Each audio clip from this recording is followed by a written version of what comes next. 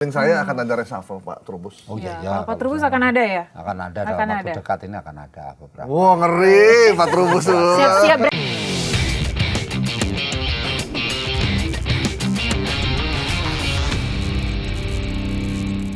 Pak Trubus apa namanya Pak? Dalam kebijakan publik ada elit-elit politik yang memanfaatkan kebijakan untuk kepentingan pribadi. Jadi dia udah misalnya dia punya perusahaan atau dia udah tahu apa yang akan terjadi, kemudian dia melakukan activity bisnis, tiba-tiba bikin perusahaan baru, nanti kebijakan ini akan menguntungkan perusahaan. Itu tadi pembuat kebijakan corporate capture Pak. tadi. Itu ada kan Pak disebutkan ya. Jadi gini, itu kan gini, kebijakan publik itu artinya dia seorang pejabat karena berkaitan dengan publik. Tapi di dalam dirinya dia melakukan namanya kebijakan bisnis karena dia punya perusahaan, punya korporasi. Ketika jadi pejabat maka dua-duanya dijalankan. Ya bisnis ya ini kan gitu ya, pokoknya pejabat lah karena publik, kepentingan publik ya bisnis. Nah menjadi lucu gitu. Kenapa? Karena kemudian orang itu nggak bisa melepaskan apa yang sudah di ini. Kan dari misalnya jadi pejabat otomatis nggak boleh rangkap jabatan, nggak boleh macam-macam kan itu. Tetapi kan itu prakteknya kan nggak semudah itu. Artinya dia tetap aja kontribusi, tetap cawe-cawe lah bahasanya. Saya udah nggak ada di struktur direksi katanya. Ya, kan, selalu kan begitu kan. Tapi dia menerima manfaat. Nah, ya menerima manfaat, itu menerima oligarki. Iya itu oligarki, cuman bahasanya kan kalau dalam kebijakan publik sebenarnya lebih kepada kepentingan bisnisnya. Publik itu hanya dijadikan kaitannya dengan pencitraannya saja, kaitannya dengan kepentingan politiknya, tapi kepentingan dirinya tetap bisnis, ya karena dia tetap mencari keuntungan. Bagaimana dia yang di benaknya adalah saya untung. Nah itulah yang terjadi kemudian ketika ada bencana, itu serasa kemudian menganggap bahwa saya harus bagaimana mengubah ini supaya saya yang terlihat adalah citra baiknya. Bisnisnya dihapus gitu. Jadi dia kalau tapi sekarang masyarakat udah pintar loh ya Pak Trubus, Mas Gapi yang boleh ya. Mereka cepat melihat pencitraan yang dilakukan. Yang sering lupa itu pejabat itu bahwa masyarakat kita makin cerdas. Itu masyarakat itu lebih pintar. Nah, masyarakat kita society 5.0 sekarang ini 5.0 itu kan masyarakat yang percaya kepada media sosial, kepada AI, digital. Bayangkan aja orang agama sampai sekarang anak muda sekarang Gen Z, Gen Alpha, mana ada nanya agama sama ulama ustadz, nanya langsung ke AI. Kenapa AI? Karena AI yang lebih jujur. Begitu masalahnya. Itu namanya dunia sudah berubah. Orang bikin tesis, saya dulu sekolah sampai skripsi, susahnya ampun sampai berbulan-bulan bikin skripsi karena ngetiknya itu susah pakai ini kan ketikan mesin ketik mengukur ya ke margin kanan. Sekarang Mas dengan namanya AI setengah jam jadi. Kamu judulnya apa langsung keluar semua. Nah, kenapa? Ya itulah perubahan seperti itu. Nah, masyarakat lebih percaya yang ini AI. Sampai kemudian ada seseorang pun dibuat heboh dengan pakai AI itu, Mas. Artinya heboh misalnya soal ijazah lah, soal kan dibikin AI itu yang kemudian segala sesuatu dibikinlah tulisan-tulisan yang sesungguhnya tulisan itu bersumber dari AI. Terus nah, Pak Trubus berarti banyak dong ya kebijakan yang dilakukan oleh pembantu presiden ini yang bertolak belakang dengan sebenarnya apa yang dimau oleh presiden itu sendiri ya, mungkin Pak Trubus. Ya kalau dari itu sebenarnya kan namanya kan Undang-Undang Dasar 45 itu menyebut bahwa menteri-menteri itu adalah pembantu presiden, ya pembantu istilahnya. Bukan wakil. Kalau wakil kan wapres, wakil presiden. Nah, sehingga sebenarnya tupoksinya adalah melekat kepada yang namanya presiden. Karena presiden itu urusannya yang banyak kan, kita ini kan negara kita sistem presidensial. Presidensial itu artinya presiden jabat sebagai kepala pemerintahan plus sebagai kepala negara gitu. Kalau di negara kan dipisah, ada prime minister, perdana menteri. Kali ini nggak ada di kita. Nah, semua urusan itu diserahkan kepada itu pembantunya. Pembantu itu namanya menteri. Menteri itu berkaitan dengan urusan yang dipegang oleh presiden sebenarnya, tetapi untuk dijalankan adalah seorang menteri. Nah, menteri ini karena jumlahnya banyak, kemudian dibentuklah namanya Menko. Menko ini yang menentukan segala sesuatu sebenarnya sebelum sampai ke presiden. Wakil presiden kan Menko dulu. Tapi Menko di kita kan kebanyakan juga ngopi, duduk, ya sudah. Ya, akhirnya menteri-menteri jalan, Menkonya juga apa yang dikerjakan nggak jelas, udah. Kan selalu begitu, sejak zaman Orde Baru begitu Mas. Ini akhirnya ya udah keberadaan Menko hanya sebagai ini. Kalau ada yang Menko punya kuasa besar misalnya atau ini malah menjadi orang kedua seperti dulu Pak Luhut. Coba kita misalnya tanya bisa Wali. aja. Wali, masa nggak ada sih menteri yang mau bekerja sama dan langsung mendengarkan keluh kesah dari Walhi sendiri soal lingkungan? Ya sampai sekarang belum ada Mbak, itu faktanya gitu ya.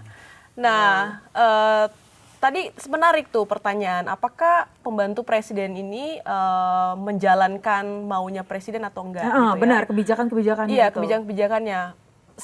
Ini cara berpikir saya sederhana aja ya Mbak ya.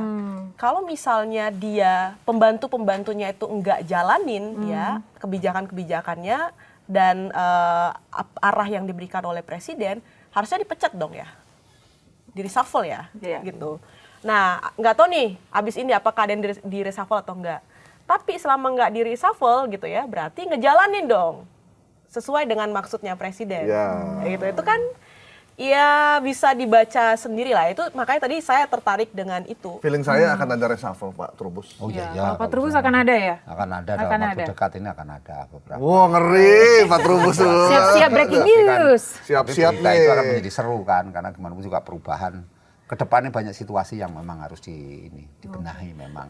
Sampai bencana alam, ada persoalan apa namanya berkaitan hutang negara, berkaitan dengan persoalan-persoalan yang tata kelola soal negara. Ini termasuk salah satu bencana yang cukup besar juga ya Pak ya. Per hari ini Kamis ini dari 700-an sudah ada 700 yang meninggal dunia dan masih 600 orang lebih yang hilang begitu ya. Itu artinya juga kalau termasuk itu yang besar. dianggap besar, kalau itu dianggap fenomena gunung es gimana?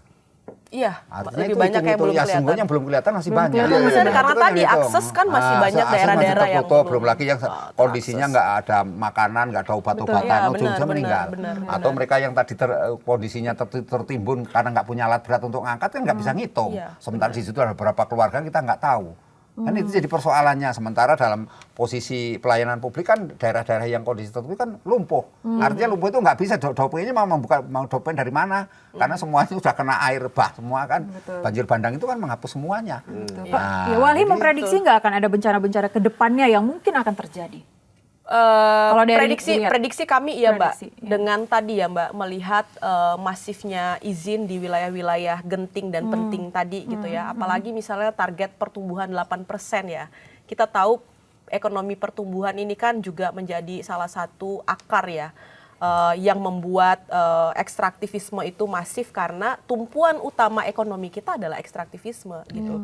Jadi untuk logika dasarnya untuk mengejar pertumbuhan itu kan konsumsinya dinaikin ya kan sehingga produksinya naik gitu. Nah, untuk menaikkan produksi maka pembesaran ekstraksi bahan baku material itu juga menjadi besar gitu. Maka diikuti dengan pemberian izin dalam skala yang masif gitu ya.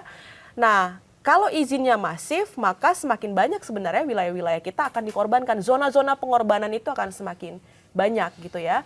Dan tentunya di tengah itu akan jauh lebih banyak bencana yang akan datang. Jadi sebenarnya kalau kita masih fokus ya hanya berfokus pada ekonomi pertumbuhan apalagi targetnya 8%, maka sebenarnya negara ini sedang mengarah pada tadi kondisi bencana yang semakin besar dan semakin masif gitu. Tentunya sebenarnya ini kita nggak mau ya Mbak ini. Kita nggak mau negara kita berada pada kondisi yang terus memburuk bahkan mungkin semakin memburuk ke depan. Maka menurut saya adalah kritis terhadap kebijakan tuh menjadi hal yang penting gitu. Saya percaya masyarakat kita itu cerdas gitu ya. Tapi saya mengajak untuk kita tetap selalu kritis gitu. Jangan lagi kau pilih ya pemimpin daerah, kepala daerah gitu ya. Dan ya kepala negara gitu ya. Atau kemudian ya presiden baik di nasional maupun di daerah gitu ya. Yang itu memberikan lebih banyak hal yang mudarat lewat kebijakan-kebijakannya. Kita harus menghukum sebenarnya orang-orang yang mementingkan kepentingan investasi atau kepentingan korporasi di atas keselamatan rakyat gitu. Pak Trubus, ada nggak? Soalnya dari saya ya, Kedinginan nih. kepala daerah yang ketika debat, kampanye, kayaknya nggak ada yang tiba-tiba ngomongin lingkungan. Jarang. Sepahaman saya dulu di Jakarta saja berapa kali kampanye itu menyinggung masalah lingkungan itu hanya kaitannya dengan banjir doang. Kalau saya jadi ini maka banjir bisa saya tangani. Kalau saya jadi presiden, soal banjir itu gampang. Itu doang. Sayang batuk Tapi jadi ya. bagaimana yang lingkungan misalnya penataan kaitan dengan pemukiman, penataan dengan perbatasan itu seperti apa, tentang sampah seperti apa, sangat ini. Karena sebenarnya itu penyebab banjir, salah satu penyebab banjir itu ya. Tapi tidak pernah menjadi perhatian, menjadi fokus dari suatu kebijakan nantinya. Ada nggak kepala daerah yang berani ya? Kalau saya jadi kepala daerah, saya akan moratorium tambang sementara waktu. Saya lihat izinnya, tambang-tambang hutan, penebangan hutan, HPH segala macam juga akan saya evaluasi. Saya yakin nggak akan kepilih. Ada yang ngomong gitu. Ada. Nggak mau. Pernah ada yang ngomong begitu. di Sulawesi Tengah itu jadi teman kita lah ya. Dia di satu kabupaten dia sama sekali emang nggak ngeluarkan izin pada saat dia memimpin. Tapi kan ini persoalan orangnya orang baik, tapi sistemnya buruk gitu kan. Ketika orang baik ini nggak kepilih lagi gitu ya balik lagi karena sistemnya buruk. Jadi menurut kami juga memilih orang baik itu juga penting gitu ya, tetapi memperbaiki sistem itu jauh lebih penting gitu. Oke, berarti Anda melihat bahwa sistem Indonesia lah yang harus diperbaiki. Ya. Tuh, Mas Gai. Saya mumet jadi habis ngobrol sama dua orang ini. Tapi banyak loh hal-hal yang bermanfaat yang didapat mulai dari Tadi ngeri-ngeri sedap, ngomongnya itu ngeri-ngeri sedap. Karena apa? Karena kemudian yang muncul itu semuanya jadi bau semua. Gitu. Jadi kita itu mau ngomong ini pada akhirnya, karena kita bicaranya kan bicara data dan fakta. Iya, begitu kita bukan ngomong bicara ini, bukan opini, bukan opini kok nyangkut ini. Iya. Ngomongin ini, nyangkut ini. Iya. Oke. Coba saya mau tanya Wali, Mbak, kita ngomong data deh di Sumatera sendiri lah ya secara spesifik. Sudah berapa persen sih kegundulan hutan yang terjadi jika dibandingkan dengan mungkin 10 tahun belakangan? Kami di tiga provinsi ini ya Mbak ya, kami kemarin menghitung periode 2016 sampai 2024 itu berapa tahun tuh? 2009. 98 tahun ya. 2016 sampai 2024 ada 1,4 juta hektar hutan yang terdeforestasi. Oh my God. 1,4 juta hektar hanya di 3 wilayah itu dan periode waktu 2016-2024. Kalau kita menghitung periode sebelumnya gitu ya dan menambah wilayah-wilayah lain, tentu sebenarnya angka deforestasinya jauh lebih besar. Dan itu semuanya digantikan oleh pertambangan, sawit, perkebunan.